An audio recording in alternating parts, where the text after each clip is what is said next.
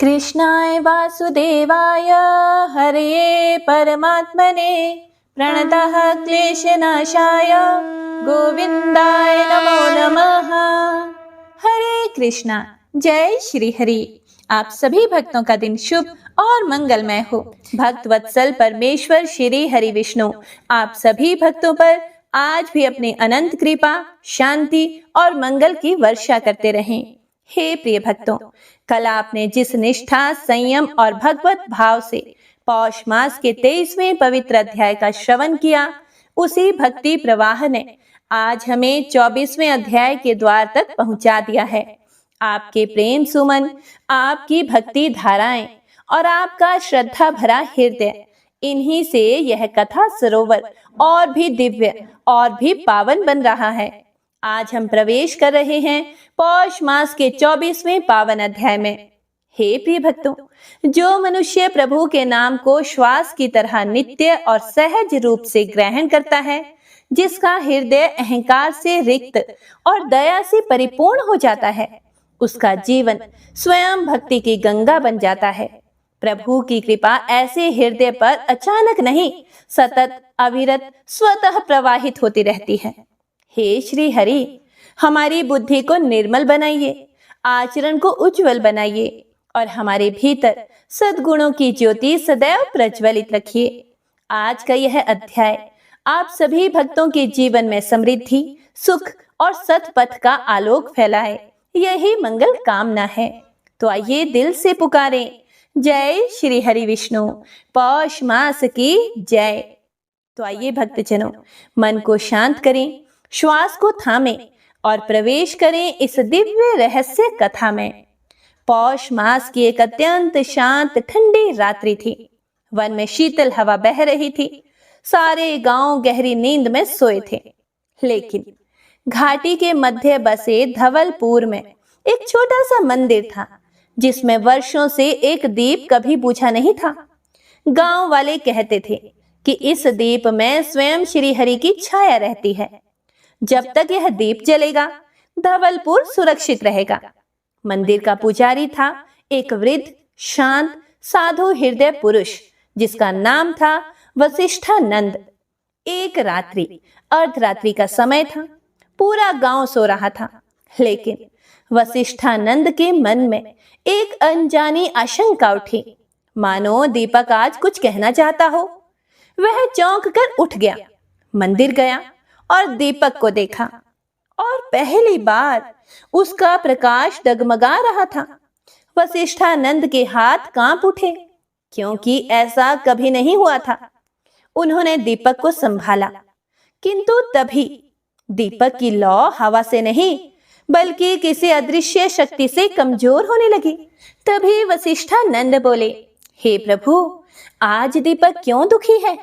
जैसे ही उन्होंने ऐसा कहा, दीपक की लौ अचानक ऊंची उठी और मंदिर की दीवार पर प्रकाश से एक आकृति बनी। एक क्षण के लिए सभी स्तब्ध।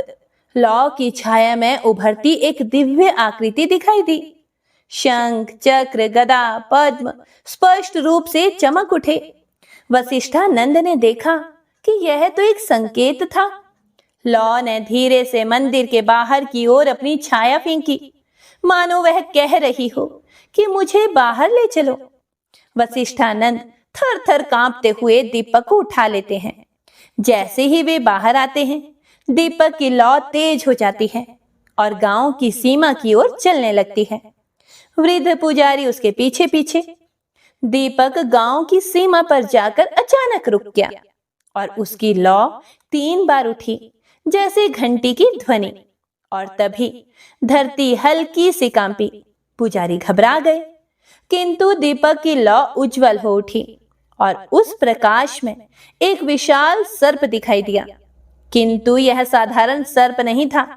उसका फन नीली आभा से चमक उठा था, मानो स्वयं अनंत शेष का अंश हो।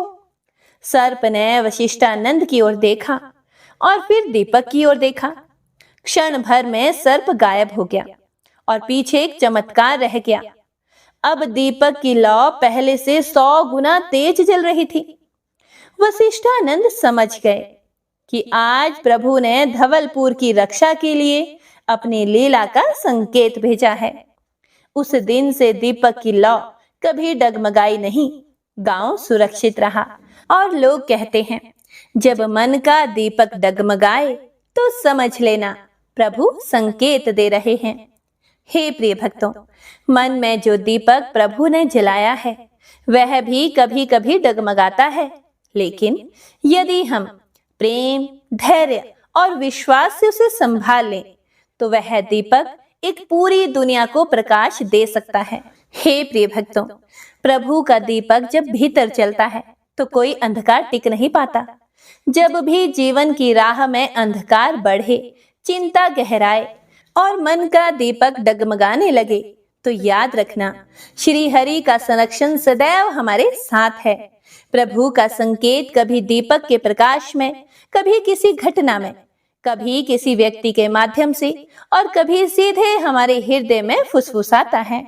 आज के इस 23वें अध्याय से हम सभी यह संकल्प लें, हम प्रभु पर अपना विश्वास अडिग रखेंगे, मन के दीपक को प्रेम व भक्ति से प्रज्वलित रखेंगे और हर परिस्थिति में ईश्वर के संकेत को पहचानेंगे। हे करुणामय श्री हरि, हमारे जीवन में अपने प्रकाश का संचार करते रहिए, हमारे मार्ग को सत्य, सरल और शुभ बनाते रहिए। जय श्री हरि विष्णु। पौष मास की जय। तो आइए अब सुनते हैं पौष मास महात्म्य अध्याय 24। ओम नमो नारायणाय। हे प्रिय भक्तों, जब विष्णु भगवान ने सिंदूर दैत्य को कैलाश पर भेजा तो वह बड़ी तेजी से चलता हुआ कैलाश शिखर पर जा पहुंचा। उस समय भगवान शंकर समाधि में लीन हुए बैठे थे और देवी पार्वती उनकी सेवा में लीन थी तथा नंदी और भृंगी आदि भी उनके पास ही बैठे हुए थे। उसी समय सिंदूर दैत्य ने देखा कि एक बाघांबर योगी तपस्या कर रहा है। उसके समस्त शरीर पर भस्म रमी हुई है, कंधे पर विशाल गज चर्म और ललाट पर अर्धचंद्र सुशोभित है। इस प्रकार का वेश देखकर उसने सोचा कि विष्णु ने अवश्य ही मेरे साथ कोई छल किया है, अन्यथा कहाँ यह वनवासी तपस्वी और कहाँ मैं अत्यंत शूरवीर विशालकाय योद्धा। इस दुर्बल के साथ कैसा युद्ध। इस प्रकार का छल करने के कारण विष्णु को ही दंड देना चाहिए। हे प्रिय भक्तों, ऐसा सोचकर वह लौटने ही लगा था कि तभी उसकी दृष्टि जगजननी देवी पार्वती जी पर पड़ी। उनके अलौकिक रूप को वह देखता ही रह गया। फिर उसने सोचा कि खाली हाथ भी क्यों लौटूं, क्यों ना इस सुंदरी को ही ले चलूं। ऐसा सोचकर वह जगजननी देवी पार्वती की ओर बढ़ा। तभी उसका मंतव्य समझकर देवी पार्वती जी भय के कारण कांपने लगी और वे मूर्छित हो गई। असुर ने उनकी चोटी पकड़ी और बलपूर्वक उठाकर ले जाने लगा। तभी नंदी और भृंगी आदि ने जब देखा तो असुर को मारने के लिए वे आगे बढ़े, लेकिन वे उस असुर का कुछ भी बिगाड़ ना सके। सिंदूर ने उन्हें मार मार कर वहां से भगा दिया। वे किंकर्तव्य विमूढ़ हुए माता पार्वती जी को ले जाते देखते रहे। असुर उन्हें ले जा रहा था, तभी माता होश में आ गई और विलाप करने लगी। नंदी आदि ने भगवान शिव को जगाने का प्रयत्न किया। अधिक कोलाहल होने से भी उनकी समाधि टूट चुकी थी। उन्होंने नंदी से प्रश्न किया कि ये कोलाहल कैसा है, तो उन्होंने असुर द्वारा देवी पार्वती जी को हरण कर ले जाने की बात बताई। शिव जी ने पार्वती हरण होता हुआ सुना तो वे क्रोधित हो उठे। उन्होंने 10 भुजी वेश धारण करके सभी भुजाओं में त्रिशूल आदि दिव्य अस्त्र धारण किए और वृषभ पर चढ़कर जिस तरफ असुर गया था उसी तरफ बड़ी तेजी से दौड़े और कुछ ही देर में उन्होंने उसे जाकर पकड़ लिया और पुकारते हुए बोले, अरे ओ दुष्ट, मेरी प्रिया को कहाँ लिए जा रहा है? ठहर जा, अन्यथा दुष्परिणाम भोगना होगा। फिर उस असुर ने पीछे देखा तो अट्टहास करता हुआ बोला, अरे मूर्ख तापस, क्या मच्छर के समान भिन भिनाता है? मेरे श्वास प्रश्वास से ही सुमेरु प्रभूति पहाड़ पर्वत कांपते हैं, तो तू क्या वस्तु है? जा, यदि प्राण रक्षा चाहता है तो तुरंत यहाँ से चला जा और किसी अन्य स्त्री से विवाह कर ले, क्योंकि अब यह स्त्री तो तुझे मिलेगी नहीं। अथवा कुछ बूता हो तो सामने आकर युद्ध कर। हे प्रिय भक्तों, भगवान शिव भी क्रोध पूर्वक उसकी ओर बढ़े और बोले कि मुझ महाकाल से लड़ना चाहता है तो लड़ ले, तब तुझे शीघ्र ही ज्ञात हो जाएगा कि दुष्कर्म का क्या फल होता है। द्वंद्व युद्ध आरंभ हुआ, लेकिन माता पार्वती ने असुर की प्रबलता समझ ली थी, इसीलिए उन्होंने मयूरेश का स्मरण किया।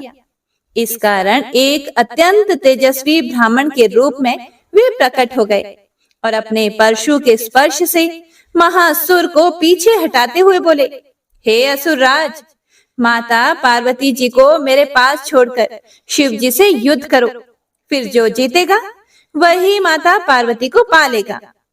हे प्रिय भक्तों, असुर ने उनकी बात मान ली और जग जननी को उनके पास छोड़कर भगवान शिव से युद्ध करने लगा।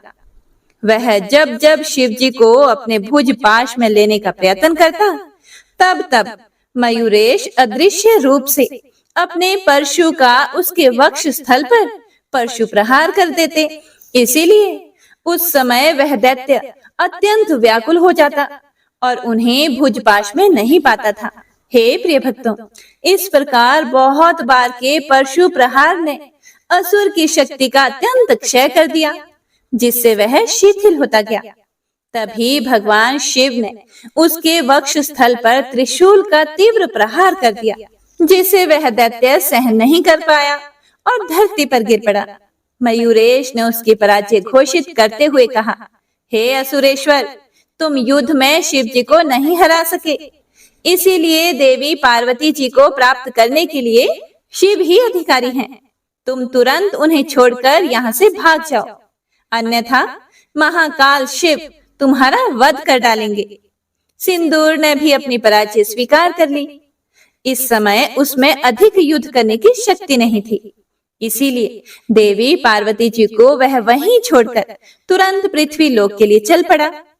तब देवी पार्वती ने चैन की सांस ली और ब्राह्मण वेशधारी मयूरेश के प्रति कृतज्ञता प्रकट करती हुई बोली, हे विप्रवर, असुर के हाथ से मेरी रक्षा आपकी ही कृपा से हुई है। मैं आपकी इस कृपा के प्रतिदान में समर्थ नहीं हूँ, लेकिन आप मुझे अपना परिचय देने का कष्ट करें। विप्र वेशधारी मयूरेश ने कहा, हे माता, मैंने क्या किया है? असुर की पराजय तो भगवान शिव के द्वारा ही हुई है। मैंने धर्म संगत निर्णय मात्र ही दिया है। जो कुछ भी हो, देवी पार्वती ने कहा, बिना आपकी कृपा के छुटकारे की कोई संभावना नहीं दिखती थी, इसीलिए इस समय तो आप मुझे प्राणों से भी अधिक प्रिय प्रतीत होते हैं। आप कौन हैं, यह बताने की कृपा कीजिए। देवी पार्वती जी की प्रार्थना पर भगवान मयूरेश ने अपना रूप प्रकट किया। वही रूप लावण्य, वही गतिविधि, वही श्रृंगार, वैसे ही दिव्याभरण जो त्रेता में उत्पन्न हुए पुत्र मयूरेश के थे। देवी पार्वती उनकी मंद मंद मुस्कान पर न्योछावर हो गई और बोली, हे गणेश्वर, हे देवादिदेव, आपने आकर मेरी रक्षा की है। फिर मयूरेश ने कहा कि माता, आश्चर्य ना करो, मैं पुत्र रूप में सदैव आपके पास ही हूँ। त्रेता युग में स्वधाम गमन के समय आपने फिर से दर्शन की इच्छा प्रकट की और मैंने द्वापर में दर्शन देना स्वीकार कर लिया था। इसीलिए मैं इसी सिंदूरासुर को मारने के लिए आपके पुत्र रूप में फिर से अवतार लूंगा। उस समय गजानन नाम से मेरी प्रसिद्धि होगी। ऐसा कहकर मयूरेश वहीं अंतर ध्यान हो गए। देवी पार्वती उनका वियोग दुख ना सहन करने के कारण वहीं मूर्छित होने लगी, तो भगवान शिव ने उन्हें संभालते हुए कहा कि हे प्रिय, सावधान हो, मयूरेश सदैव आपके साथ ही है। अपने हृदय में उनका दर्शन करो, उनका कथन कभी मिथ्या नहीं हो सकता। भगवान शिव के वचनों से देवी पार्वती जी को कुछ शांति हुई और वे उनकी आज्ञा से वृषभारूढ़ होकर उनके साथ कैलाश के लिए चल दी। वह रास्ता पार करने में उन्हें अधिक विलंब ना लगा। अब समाचार ज्ञात होने पर शिवगण मयूरेश्वर का आभार मानने और उनकी जय बोलने लगे। कैलाश से चलकर वह असुर पृथ्वी लोक में गर्जन करता हुआ घूमने लगा। उसके गर्जन से पृथ्वी कंपायमान होती, पर्वत, शिखर और वृक्ष धराशायी होते तथा भयभीत पशु और पक्षी इधर उधर भागते फिरते।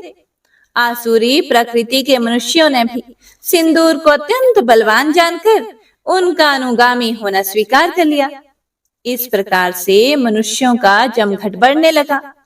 वे उसका आदर करते और आज्ञा पालन में तत्पर रहते थे। धीरे धीरे उसके अनुयायियों, साथियों, मित्रों की संख्या बढ़ती गई। अनेक प्रकार के शस्त्र अस्त्र इकट्ठे होने लगे। हाथी, घोड़े, रथ और पैदल सेनाएं इकट्ठी होने लगी। हे प्रिय भक्तों, इस प्रकार उसकी शक्ति दिनों दिन बढ़ती जा रही थी। अब उसने दिग्विजय का निश्चय किया। आक्रमणों की श्रृंखला चल पड़ी। जिस राज्य पर चढ़ाई की वही अधीन हो गया। अनेक राजे मारे गए, अनेक बंदी हुए। अनेकों ने धनांश, मणि रत्न, वस्त्र आदि भेंट देकर संधि कर ली। अनेक राजा राज्य छोड़कर वनवासी तपस्वी हो गए। इस प्रकार वह जिधर निकल जाता उधर ही रक्त की नदियां बहा देता। भीषण नरसंहार की उसकी प्रवृत्ति बन गई। उसका सामना करने की शक्ति किसी भी राजा में नहीं थी। अंत में तो यह स्थिति हुई कि वह जिस राजा से जो कुछ मांगता वही उसे बिना विलंब, बिना विरोध प्राप्त हो जाता। जब कोई राजा विरोधी ना रहा तो उसने ऋषि मुनियों की ओर कुदृष्टि की। ना जाने कितने तपस्वी मार डाले और कितने कारागारों में डाल दिए गए। जो चुपचाप गिरी गुफाओं में जा छिपे वे ही अपनी जीवन रक्षा में सफल रहे। हे प्रिय भक्तों, अब मठ और मंदिर की बारी थी। सभी को क्षति पहुंचाई गई, सभी नष्ट कर दिए गए, प्रतिमाएं खंडित कर दी गई, वैदिक क्रियाकलाप अपराध घोषित हुए। स्वाहा, स्वधा, वष्टकार के स्वरों का लोप हो गया। चारों तरफ हाहाकार सुनाई देने लगा। पृथ्वी विजय के पश्चात स्वर्ग लोक पर चढ़ाई की गई। ब्रह्मा जी प्रदत्त वरदान की बात सभी को विदित हो गई थी। इसीलिए देवगण बहुत कुछ सावधान हो चुके थे। बहुत से देवता पहले ही गिरी कंदराओं में जा छिपे थे। असुर ने अमरावती पर आक्रमण किया तो देवराज ने पर्याप्त प्रतिरोध के पश्चात हथियार डाल दिए और स्वर्ग को छोड़कर अन्यत्र चले गए। हे प्रिय भक्तों, अवसर प्राप्त होने पर देवताओं ने गुप्त गोष्ठी की, जिसमें सिंदूरासुर को परास्त करने संबंधी विचार ही चला। बहुत सोच विचार के पश्चात ही यह समझ में ना आ रहा था कि असुर को किस प्रकार हराया जाए। अंत में देव गुरु बृहस्पति जी ने उपाय सुझाया। भगवान मयूरेश का स्मरण करो, वे ही इस संकट को दूर करने में समर्थ हैं।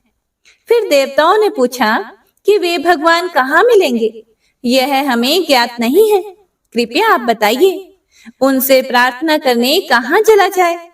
फिर देव गुरु बोले, अरे वे प्रभु तो चारों तरफ विद्यमान हैं। यहीं रहते हुए भक्ति भाव पूर्वक उन्हीं विनायक भगवान की स्तुति करो।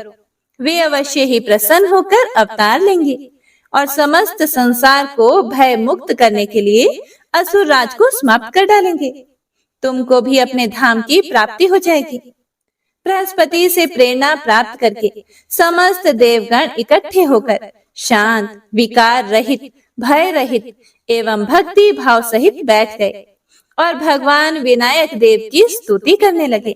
जगतः कारणम यो असौ रवि नक्षत्र संभवः सिद्ध साध्य गणः सर्वे यत एव च सिंधवः गंधर्वाः किन्नरा यक्षः मनुष्यो रग राक्षसः यतश्चराचरम विश्वम तम नमामि विनायकम। अर्थात जो विनायक देव संसार के कारण सूर्य और नक्षत्रों को भी उत्पन्न करने वाले सभी सिद्धगण, साध्यगण, समुद्र, गंधर्व, किन्नर, यक्ष, मनुष्य, नाग, राक्षस आदि को प्रकट करने वाले तथा जिनसे इस चराचर रूप संपूर्ण विश्व का प्रादुर्भाव हुआ है, उन्हें हम नमस्कार करते हैं। हे प्रभु, आप जैसे अधीश्वर के सदैव जागृत रहते हुए भी एक तुच्छ असुर ने समस्त विश्व को संकट में डाल रखा है। इस स्थिति से हमें केवल आपका ही भरोसा है, क्योंकि हे नाथ, अब हम किसकी शरण में जाएं? हमारी रक्षा अन्य कौन कर सकता है? हे प्रभु, अब आप स्वयं ही भगवान शंकर के घर में अवतरित होकर असुर को समाप्त कीजिए। हे प्रिय भक्तों, इस प्रकार स्तुति करने के बाद समस्त देवगण, ऋषि मुनि आदि घोर तपश्चर्या में लगे। कुछ ने पूर्ण निराहार रहते हुए, कुछ ने संयमित भोजन करते हुए तथा कुछ ने निरंतर जल में खड़े रहकर भगवान विनायक का ध्यान और नाम जप किया।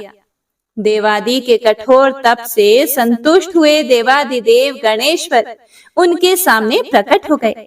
वे कोटि आदित्यों के समान तेजोमय और दिव्य वस्त्र अलंकार धारण किए हुए थे। देवता आदि ने उनके दर्शन करके हाथ जोड़े और चरणों में साष्टांग दंडवत की तथा खड़े होकर उनकी स्तुति करने लगे कि हे प्रभु, हम आज धन्य हो गए। आपके अलभ्य दर्शन का सौभाग्य हमें प्राप्त हुआ है। हे नाथ, सिंदूर नामक भयंकर राक्षस बड़े उपद्रव कर रहा है, इसीलिए उसके वध का उपाय कीजिए। भक्त की अभिलाषाओं की पूर्ति में कल्प तरु के समान भगवान गणेश जी ने गंभीर वाणी में कहा, हे देवगणों, मैं सिंदूर नामक उस असुर को अवश्य मार दूंगा। तुम चिंता ना करो। तुम्हारे द्वारा किया गया यह स्तोत्र दुख प्रशमन के नाम से विख्यात होगा। इस स्तोत्र का महात्म्य सुनो। इसका दिन में 1 बार, 2 बार या 3 बार पाठ करने वाले के तीनों प्रकार के ताप नष्ट होंगे। मैं भगवान शंकर के घर में गजानन नाम से अवतरित होऊंगा। भगवान गणेश्वर देवताओं को इस प्रकार का वर देकर अंतर ध्यान हो गए। देवता एवं ऋषि मुनि आदि ने अत्यंत प्रसन्नता का अनुभव करते हुए उनका जय घोष किया और फिर सभी अपने अपने स्थानों को प्रस्थित हुए। वे मार्ग में भगवान के अद्वितीय स्वरूप का चिंतन करते हुए अत्यंत हर्षित हो रहे थे। ओम नमो नारायणाय। हे प्रिय भक्तों, इससे आगे का वृतांत आप सभी भक्तजन अगले अध्याय में जरूर सुनिएगा। हे प्रिय भक्तों, तो आइए अब हम सुनेंगे श्री नारायण कवच। भगवान श्री हरि गरुड़ जी की पीठ पर अपने चरण कमल रखे हुए हैं। अणिमा आदि 8 सिद्धियां उनकी सेवा कर रही हैं। 8 हाथों में शंख, चक्र, ढाल, तलवार, गदा, बाण, धनुष और पाश धारण किए हुए हैं। वे ही ओमकार स्वरूप प्रभु सभी प्रकार से सब ओर से मेरी रक्षा करें। मत्स्य मूर्ति भगवान जल के भीतर जल तंतुओं से और वरुण के पाश से मेरी रक्षा करें। माया से ब्रह्मचारी रूप धारण करने वाले वामन भगवान स्थल पर और विश्व रूप श्री त्रिविक्रम भगवान आकाश में मेरी रक्षा करें। जिनके घोर अट्टहास करने पर सब दिशाएं गूंज उठी थी और गर्भवती दैत्य पत्नियों के गर्भ गिर गए थे। वे दैत्य युद्ध पतियों के शत्रु भगवान नृसिंह किले, जंगल, रणभूमि आदि विकट स्थानों में मेरी रक्षा करें। अपनी दाढ़ों पर पृथ्वी को उठा लेने वाले यज्ञ मूर्ति वराह भगवान मार्ग में परशुराम जी पर्वतों के शिखरों और लक्ष्मण जी के सहित भरत के बड़े भाई भगवान रामचंद्र प्रवास के समय मेरी रक्षा करें। भगवान नारायण मारण, मोहन आदि भयंकर अभिचारों और सब प्रकार के प्रमादों से मेरी रक्षा करें। ऋषि श्रेष्ठ नर गर्व से, योगेश्वर भगवान दत्तात्रेय योग के विघ्नों से और त्रिगुणाधिपति भगवान कपिल कर्म बंधन से मेरी रक्षा करें। परम ऋषि सनत कुमार कामदेव से, हयग्रीव भगवान मार्ग में चलते समय देव मूर्तियों को नमस्कार आदि ना करने के अपराध से, देव ऋषि नारद सेवा अपराधों से और भगवान कच्छप सब प्रकार के नरकों से मेरी रक्षा करें। भगवान धन्वंतरी कुपथ्य से, जितेंद्र भगवान ऋषभ देव सुख दुख आदि भयदायक द्वंद्वों से, यज्ञ भगवान लोकापवाद से, बलराम जी मनुष्य कृत कष्टों से और श्री शेष जी क्रोध वश नामक सर्पों के गणों से मेरी रक्षा करें। भगवान श्री कृष्ण द्विपायन व्यास जी अज्ञान से तथा बुद्ध देव पाखंडियों से और प्रमाद से मेरी रक्षा करें। धर्म रक्षा करने वाले महान अवतार धारण करने वाले भगवान कल की पाप बहुल कलिकाल के दोषों से मेरी रक्षा करें। प्रातः काल भगवान केशव अपनी गदा लेकर कुछ दिन चढ़ जाने पर भगवान गोविंद अपनी बांसुरी लेकर, दोपहर के पहले भगवान नारायण अपनी तीक्ष्ण शक्ति लेकर और दोपहर को भगवान विष्णु चक्र राज सुदर्शन लेकर मेरी रक्षा करें। तीसरे पहर में भगवान मधुसूदन अपना प्रचंड धनुष लेकर मेरी रक्षा करें।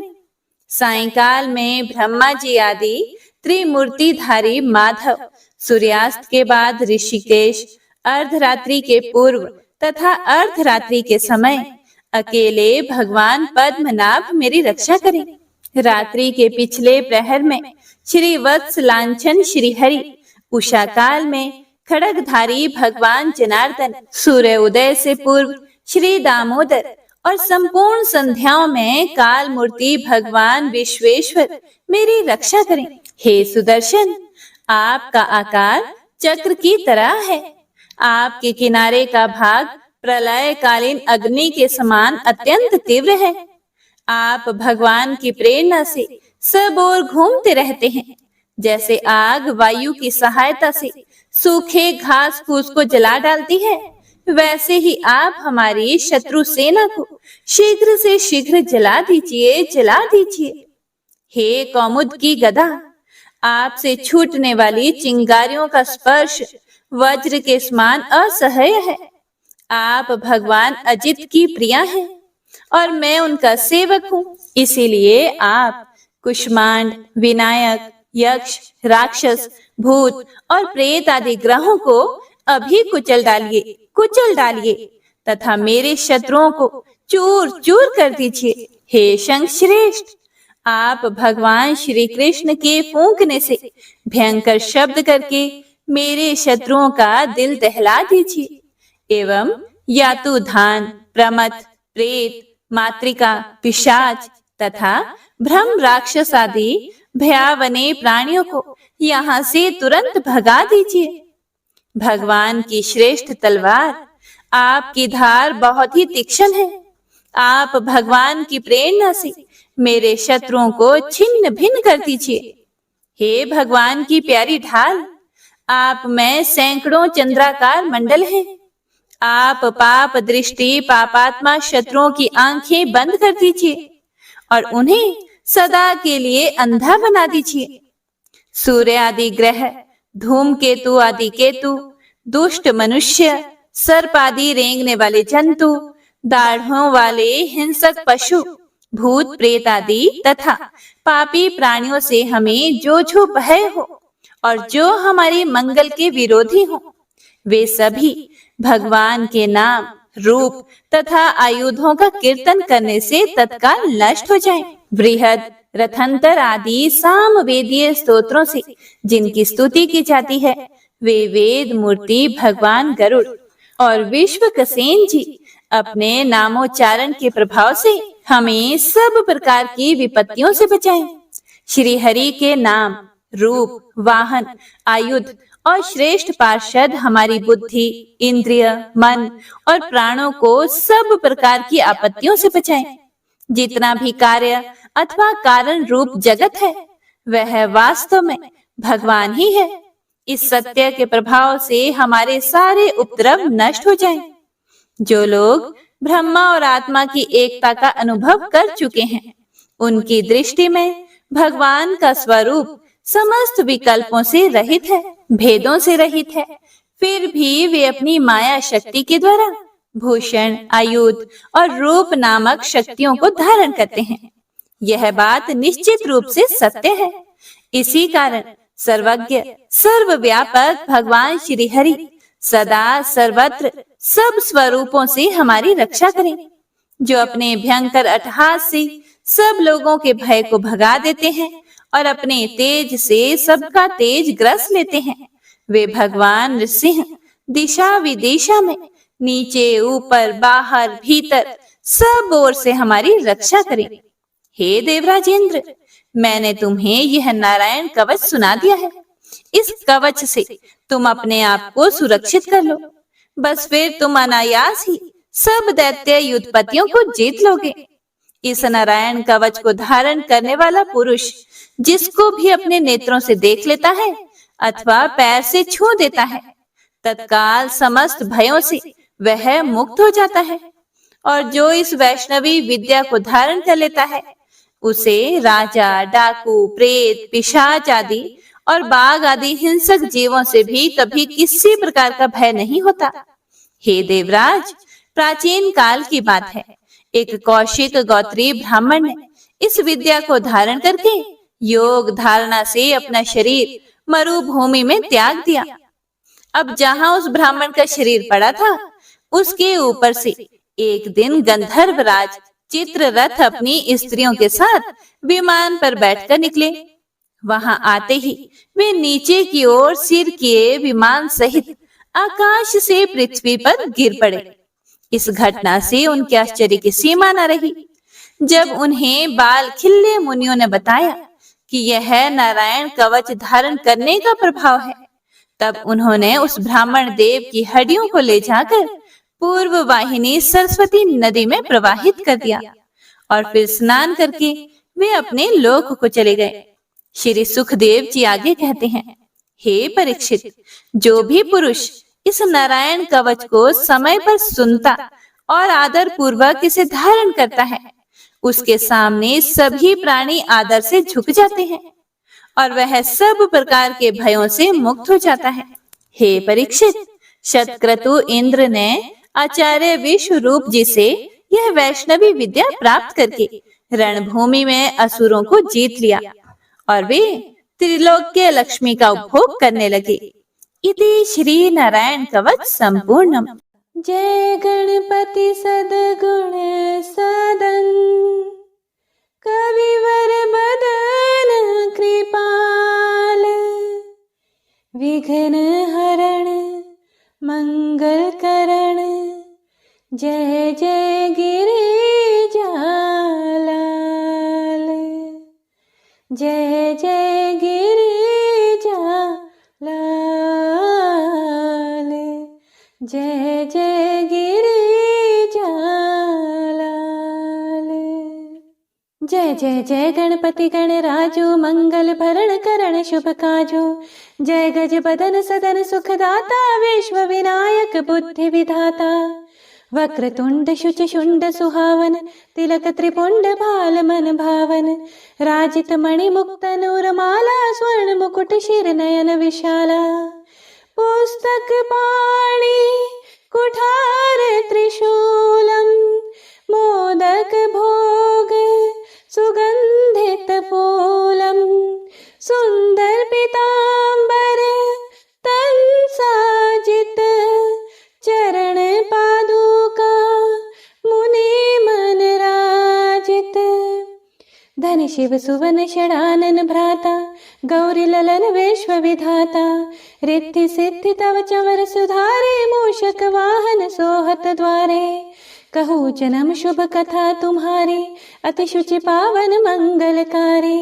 एक समय गिरिराज कुमारी, पुत्र हेतु तब किन्हों भारे, भयो यज्ञ जब पूर्ण अनुपा, तब पहुँच्यो तुम धरि द्विज रूपा, अतिथि जानी कई गौरी सुखारी, बहुविधि सेवा करी तुम्हारी, अति प्रसन्न हवै वर दिन्हा, मातु पुत्र हित जो तप किन्हा, मिलहि पुत्र तुहि बुद्धि विशाला, बिना गर्भ धारण यही काला, गणनायक गुण ज्ञान निधाना, पूजित प्रथम रूप भगवाना, अस कहि अंतर्धान रूप वही, पलना पर बालक स्वरूप वही, बनी शिशुरुदन जब ही तुम ठाना, लखी मुख सुख नहीं गौरी समाना,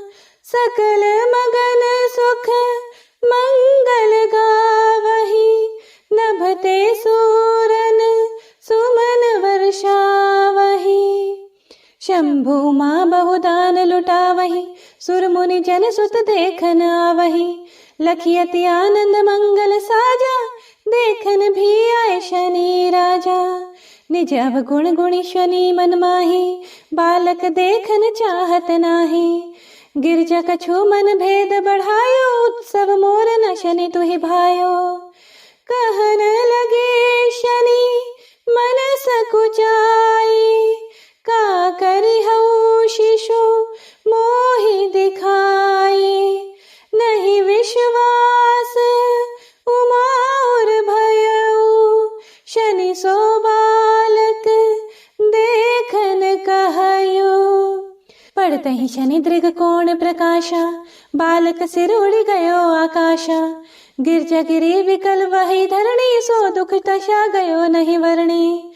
हाहाकार मचयो कैलाशा, शनि किन्ह्यो लखी सुत का नाशा, तुरत गरुड़ चढ़ी विष्णु सिधाए, काटि चक्र सो कच शिर लाए। बालक के धड़ ऊपर धार्यो, प्राण मंत्र पढ़ी शंकर डार्यो, नाम गणेश शंभु तब कीन्हे, प्रथम पूज्य बुद्धि निधि वर दीन्हे। बुद्धि परीक्षा जब शिव किन्हा, पृथ्वी कर प्रदक्षिणा लेन्हा, चले षडानन भरमि भुलाए, रचे बैठ तुम बुद्धि उपाय। चरण मातु पितु के धर लिन्हे, तिनके साथ प्रदक्षिण किन्हे, धनी गणेश कहि शिव ही हर्षे, नभते सुरन सुमन बहु बरसे।